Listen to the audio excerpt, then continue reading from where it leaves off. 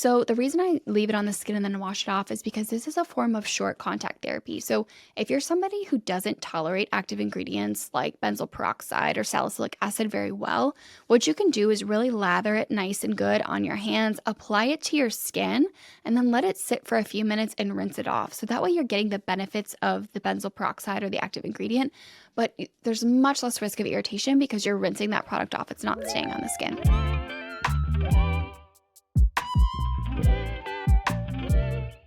Hello, everyone, and welcome to this week's episode of Skin Enthusiasts, the podcast. This one is going to be a little bit of a sequel episode because I had so many comments, reviews, DMs about the nighttime routine episode that I did that I wanted to follow up with my full morning routine. So this is going to include exactly what I do for skincare, but all the other important things too. So things like the supplements I use, obviously the skincare products and practices I do in the morning, but also things like my meditation practice, etc. And like I mentioned in the last episode, these aren't hard and fast rules. I don't get to every single one of these things every single day, but this is just a guideline.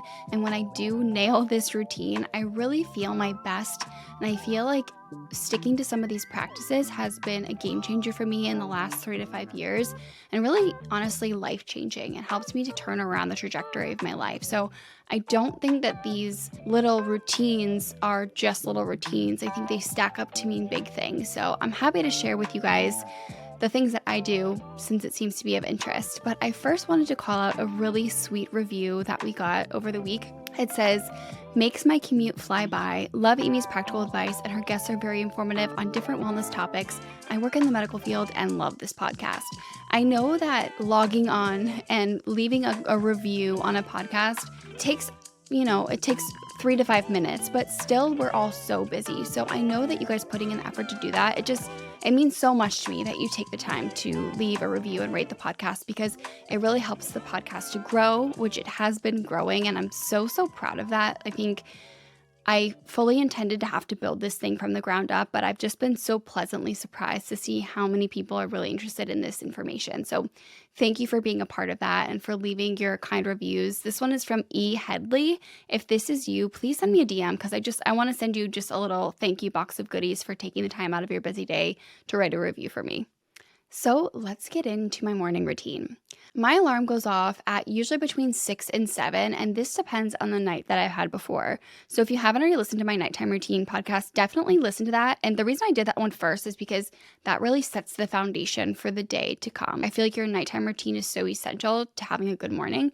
But as I mentioned there, I am the mom of a 2-year-old. So because I work from home and do much of this with a team of 1 or 2, I have to often work at night. So that sometimes means that my nights are later than I would like. And when that does happen, I do give myself some grace and sleep a little bit later, like until right before she's about to get up. But on a good day, my alarm's going off at 6 a.m.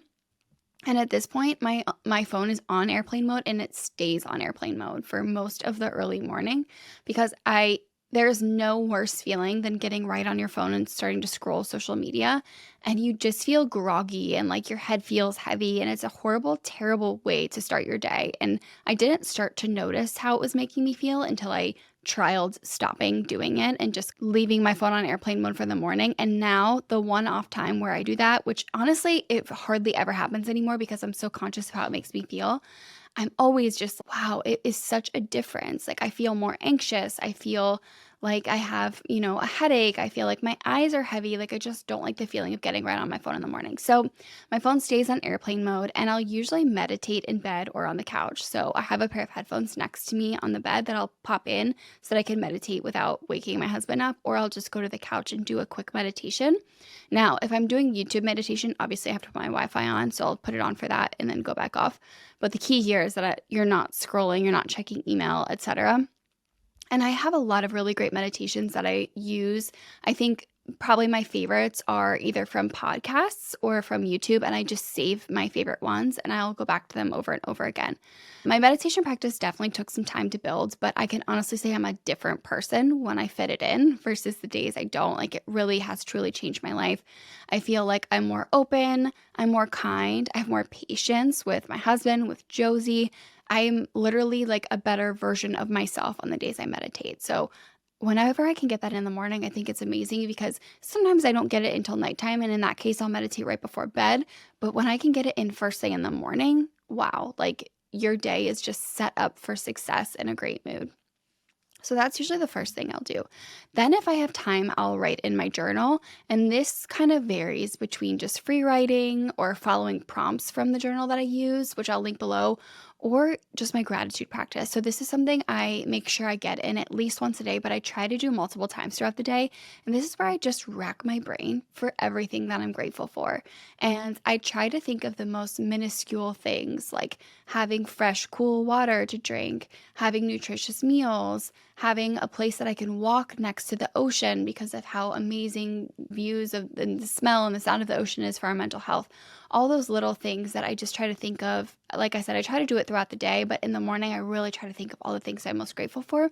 And at this time, I also set my intention for the day. So I tell the universe, it is my intention that today will be safe and healthy for me and everybody that I love. And then I go on and say XYZ. So based on whatever the day has, I'll intend for what I want for the day. So if it's a clinic day, I'll say my intention is that all my patients are safe and happy and their treatments go really well, things like that. Just so I can put a strict intention to how I want my day to go. So there's nothing left in question. I have all my desires laid out on the line for how I want that day to go. Then after that, once I get done with my meditation, I'll try to drink a full glass of water first thing in the morning before I do coffee or anything else. And at this time, I'll also take my probiotic. So I have taken my same probiotic for probably 4 years now, and I have no issues having it on an empty stomach. But for some people, they do want to have it with food, especially in the beginning. But I've been taking it for so long. I'm very well adjusted to it. I take it on an empty stomach with a glass of water.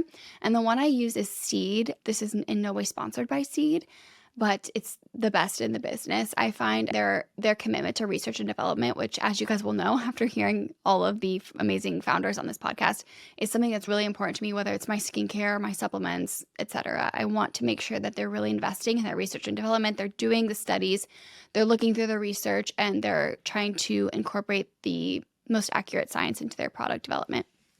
So I really stand behind this probiotic. My husband's on it, I'm on it, and they actually have a toddler one. So now that Josie's 2, I can get her on that too, which I'm excited about. So next thing I'll do is brush my teeth, and sometimes I'll use a purple toothpaste. So I'll brush with my regular whitening toothpaste, but I also have a purple toothpaste that I'll use if I have an event. And the reason I'm bringing it up is because I always get so many DMs about this toothpaste. It's like really bright purple and crazy, but it helps to like immediately counteract any yellowness on your teeth so that you get immediate brightening effect. So if I have to film or I have an event that day, I'll use a little bit of that just to brighten up my smile. And then by the time I'm done doing that, Josie is about waking up. So she'll usually wake up between 7 and 7:30.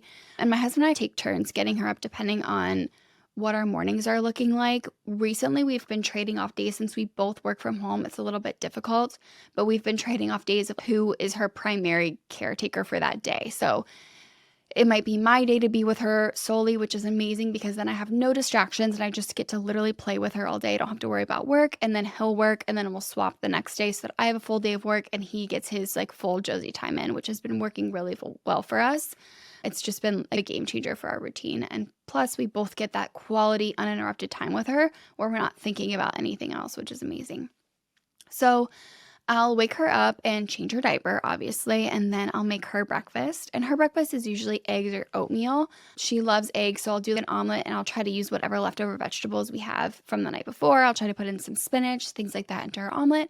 And then if she's having oatmeal, I like to mix it with either a little bit of Greek yogurt and some pumpkin just to add some protein value so that it's just not strict oatmeal. So there's some protein in there as well.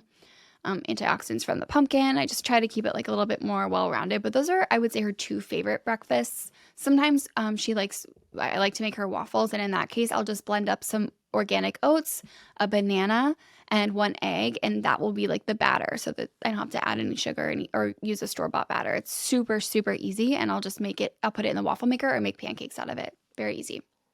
So if it's a day I'm working out, I will just slap on some sunscreen, either tinted or non-tinted, depending on like how much time I'm going to be outside.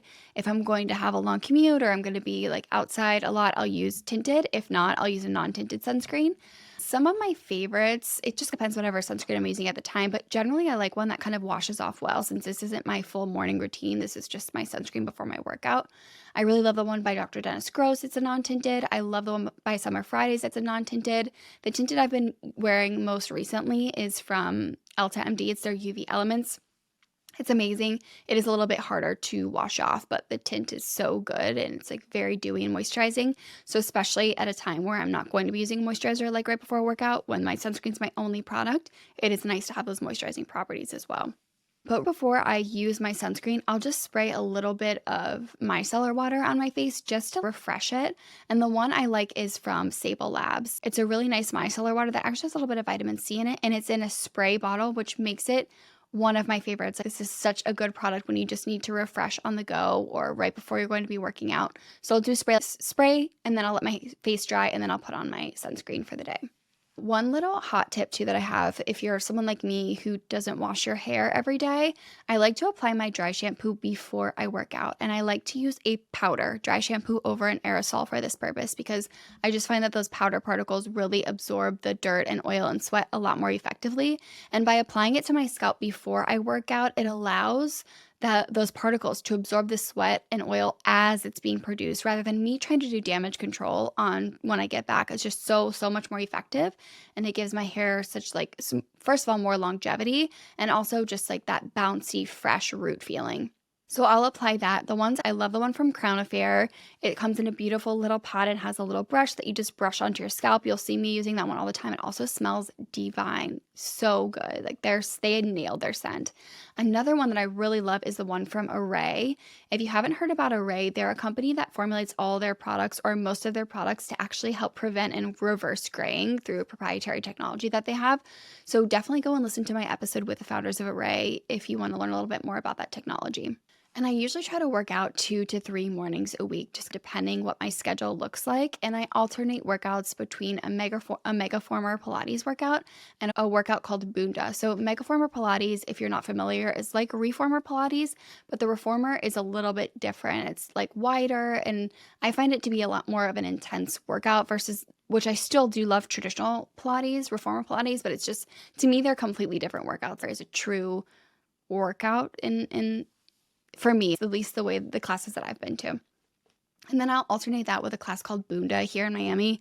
I think they have locations elsewhere as well, but it's an alternating workout. So if you think of like berries, or I guess berries is the one I can think of, where you alternate from the treadmill to the floor, this is like way too intense for me. I don't do that kind of high intensity interval training. I just find it doesn't work for my body. This class, on the other hand, is you alternate from the Stairmaster to lifting weights. So I have noticed a huge change in my body since I started doing that and increasing my protein intake. Like, I hope I never have to give up that class. I actually drive quite a bit to get there. It's like a 35-40 minute drive for me, which is silly because I have so many amazing workout places by me, but that's like how much I've seen a difference by doing this workout. I'm willing to take that drive once or twice a week. So I'll do one of those workouts usually on a Monday, Wednesday, Friday schedule. And then I'll try to do my protein shake right away. So I like to pick skin healthy protein shakes that you guys have probably seen on my feed before. It's really important that the ingredients in the protein shake are not only good for my body and my health, but also good for my skin. So I'll start with a little bit of almond milk, and then I'll use a plant-based protein powder. So if you didn't know, whey protein actually has been linked to an increase in adult breakouts. And since I'm acne prone, I avoid whey like the plague. So I do a plant-based protein powder. The one I use is from Ritual. And then I use chia seeds, avocado, and I'll do frozen organic blackberries and raspberries and frozen spinach. And that I don't even need ice because of the frozen components in it. And then I'm getting all the antioxidants from the berries and the spinach.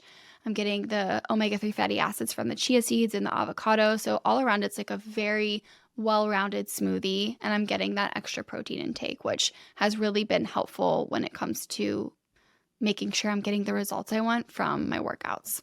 So now that I have worked out, come home, had my quick smoothie. Now I'll do my shower and do my full skincare routine. So in the shower after working out, I always like to use a salicylic acid body wash, especially on the back. So if you're someone who tends to get clogged pores or breakouts on the back, this is such a fantastic option because you just lather it on your hand, apply it to the back, and really let it sit on the skin. Let it sit for a couple of minutes while you're doing other things in the shower so it can really penetrate the pore and get out all that dirt and debris and prevent breakouts.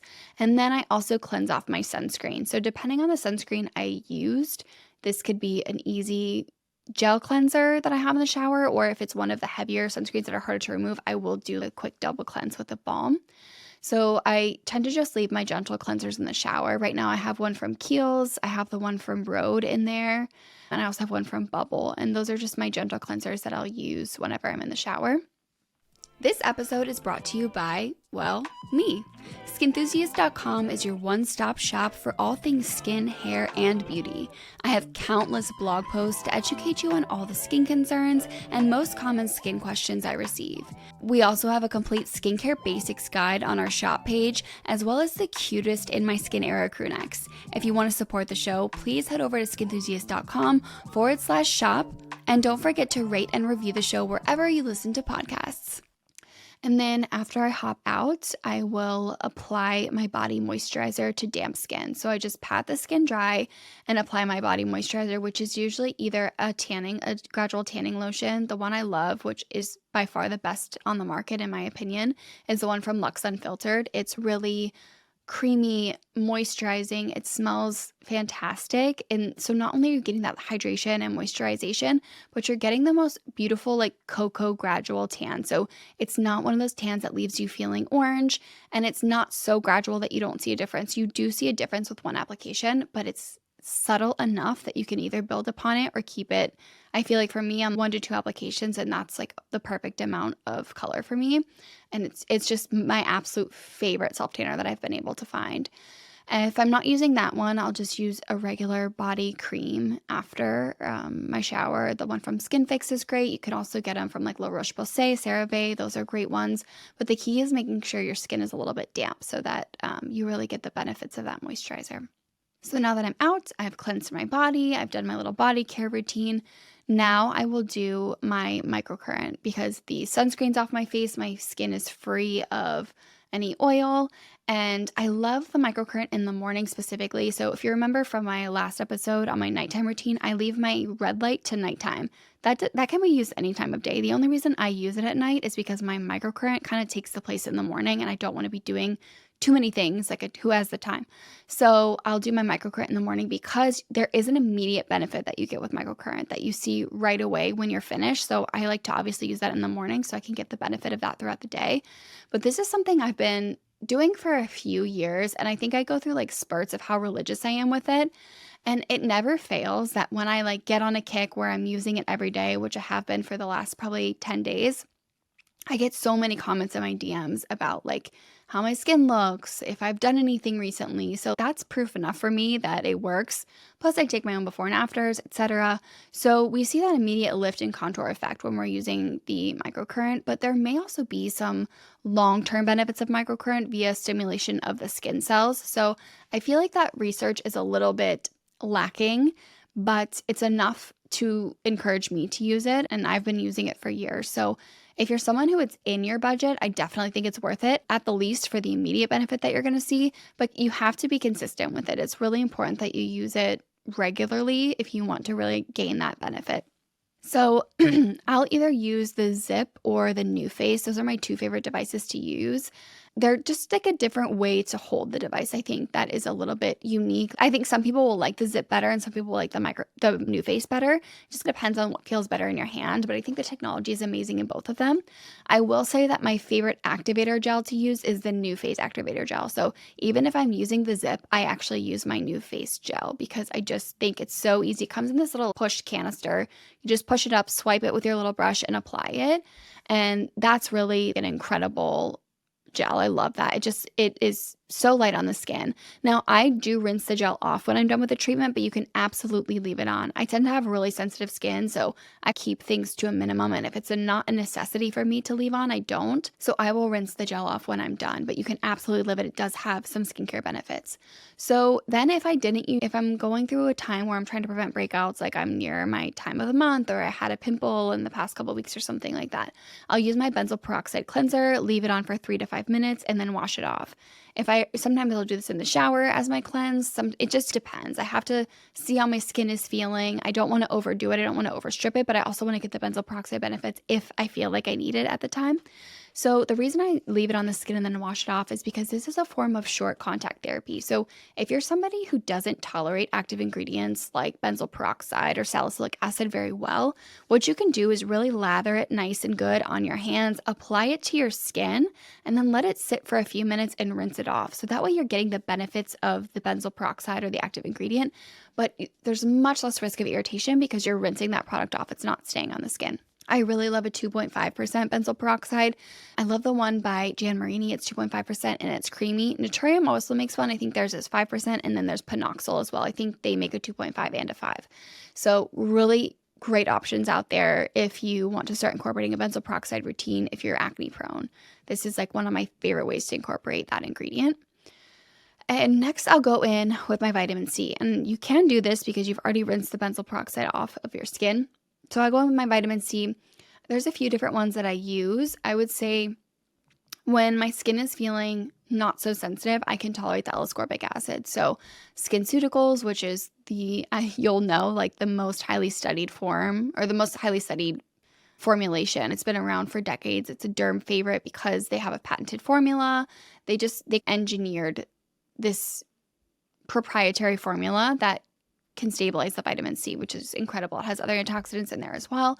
So that's probably the gold standard. I also really love the one by Dr. Dennis Gross. They have a 15% L-ascorbic acid serum that has a little bit of lactic acid in it. It's such an incredible serum, and it's less than half the price of the SkinCeuticals. I don't like to call it a dupe because it's an amazing product in its own right. Like, it doesn't need to be a dupe of anything. It really is truly an amazing product. So those are probably my two favorite with L-ascorbic acid in them. I also really love the Beauty Stat, which is 20% L-ascorbic acid, so it's a little bit higher, but it has a really nice stabilization technology, and it's a great product. So if you can tolerate that, it's amazing.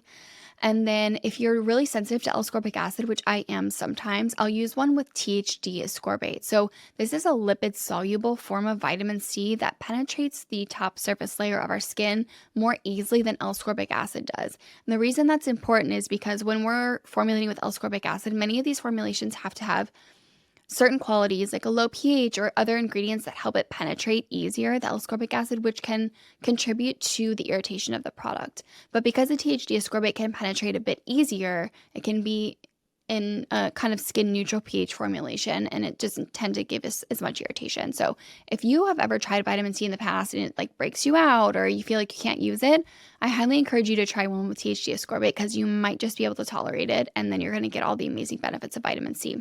So my two favorites are from Revision Skincare. Their C Plus Correcting is a 30% THD ascorbate. It is on the pricier side. Another option I love is the one from Cubby, which is a little bit more budget friendly and just a great product. So then after vitamin C, I go in with my moisturizer.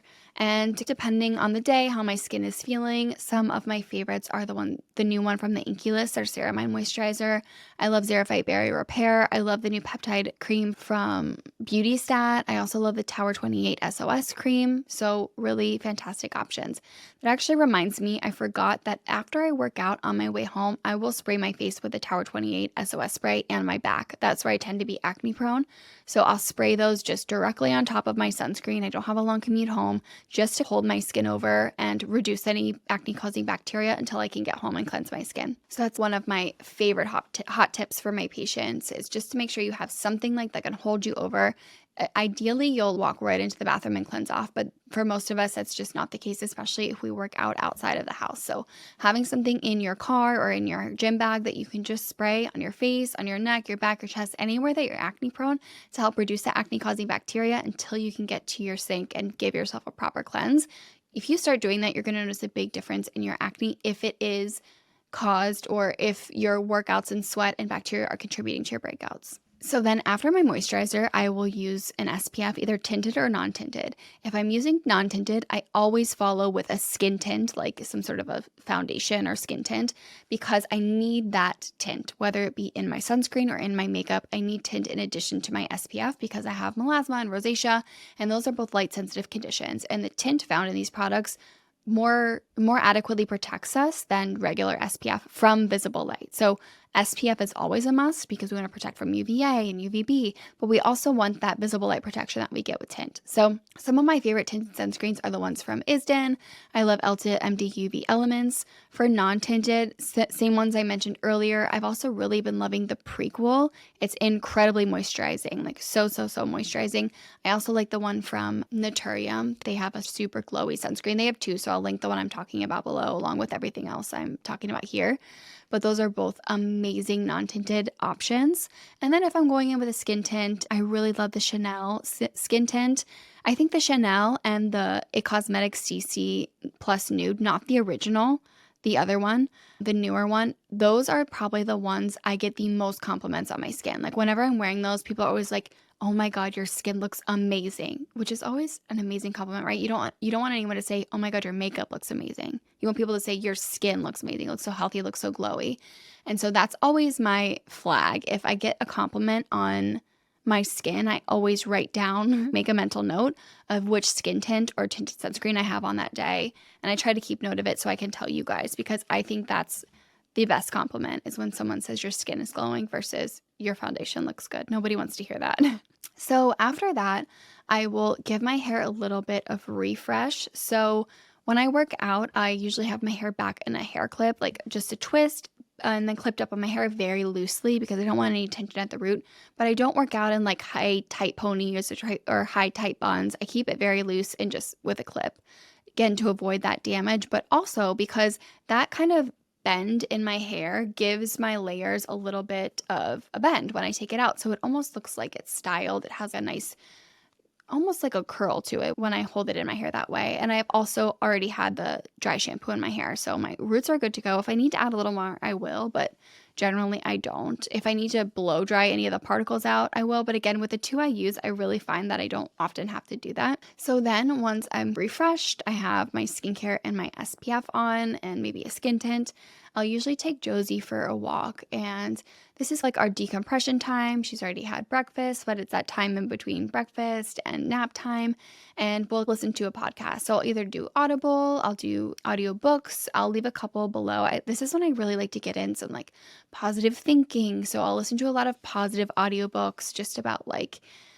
manifestation and positive thoughts and the law of attraction, things like that, just because I find that the more I put this information into my brain, the more it changes my subconscious, that I'm able to think on this level when I'm not thinking about it. I think this is really difficult when you're first dipping your toes into that world, because we've all been preconditioned to have very negative mindsets, right? We're upset if somebody cuts us off in traffic. We're upset if someone doesn't react the way we want them to. We're upset if our day doesn't go well, if there's a line at the grocery store. Things set us off so easily, and I feel like we all just are in a foul mood all the time. At least I was before I started adopting a lot of these lifestyle practices and reading more about these things. So I think that's hard in the beginning. You really need to really immerse yourself in this content and listen to it over and over, just so that your mind just changes. You change that mindset so that your default is on a more positive note, and you can honestly just watch your life change from there. So anyways, those are the kind of books and podcasts a lot of times I'll listen to on our walk. I also just think, even though Josie doesn't understand what they're saying,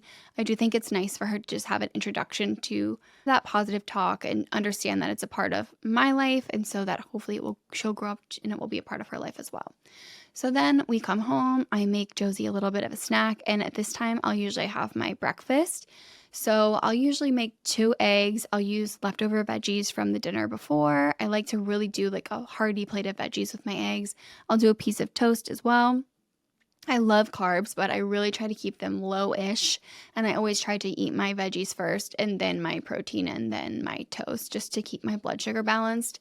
I definitely have noticed that as I started paying more attention to my glucose levels, I realized that they were probably out of whack a lot more than I realized. And once you start tuning in and realizing how good you feel when they're level, you definitely can tell when they're off.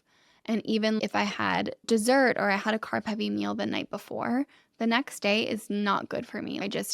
My emotions are up and down. I feel like jittery. I can feel that low blood sugar feeling, all from what happened the day before.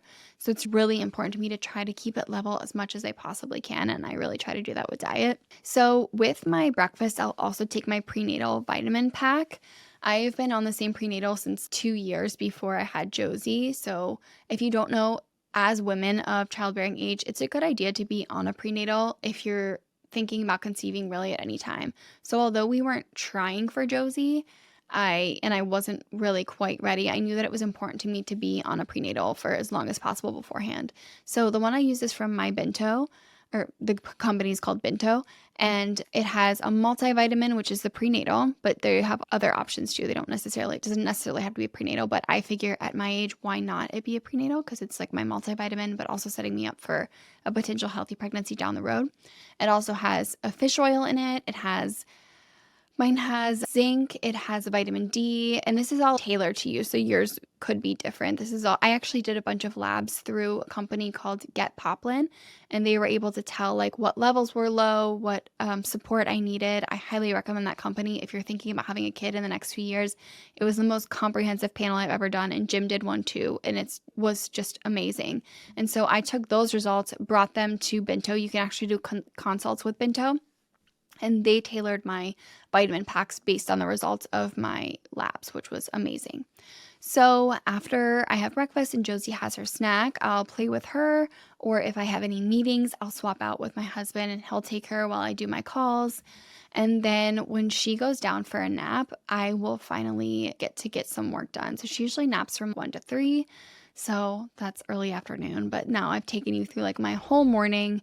What I work on looks different every single day, but as you can see, like my wellness routine, it seems like it's a lot. Same with like when I talk about my whole like shower and my whole skincare routine, it feels like a lot when I'm saying it out loud, but when I actually do it, it takes a matter of minutes. And once you start doing it over and over again, it's just second nature.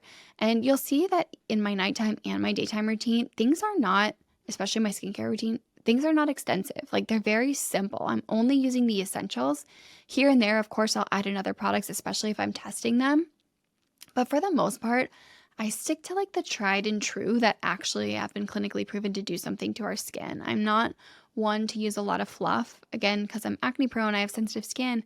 I want to use what works. I want to use what's going to be amazing for anti-aging, what's going to help me keep breakouts at bay, what's going to help me with my rosacea, and just to keep my skin looking healthy and glowy. That's what I care about. And at the end of the day, it's only a few products that you need to do that. So that is my whole morning routine. I hope that you guys found this helpful. If you have any questions on something I didn't mention or you want me to elaborate on anything, please feel free to just slide into my DMs. I'll be more than happy to talk to you about anything in depth that I talked about here, or if you have any questions, if I do or don't do something in the morning, please just slide into my DMs and I'll be happy to answer those for you. And next week we have such an incredible show lined up. I cannot wait for you guys to hear it. I hope that you guys have been enjoying the podcast in general. And if you guys don't already follow the show wherever you listen, whether it be Apple or Spotify or anywhere else, if you can just hit that follow button, that really helps me out, helps people know that you guys are interested in the show so that I can keep bringing on amazing guests. That's my goal for you, is to keep getting these people in front of your ears so that you're able to take in all this tangible information that until recently, until the last 5 years, this kind of information was not available. Even if you paid hundreds of dollars to see your skin expert, you're only seeing one. You're not getting the point of view of all these people who have been in the industry for decades. So that's my goal. I just want to bring you more and more amazing guests. So if you follow, rate, review, share on your Instagram stories, a screenshot of the episode, all those things help so much. And I just want to continue sharing my thanks to you guys. So I'm going to continue just picking a couple of reviews or Instagram shares just to send some love to, because again, I know it takes some time out of your day to do, but it means the world to me. And again, helps us all because I'm going to be able to get even more amazing guests on the show. So thank you so much for tuning in, and I'll talk to you next week, skin enthusiasts.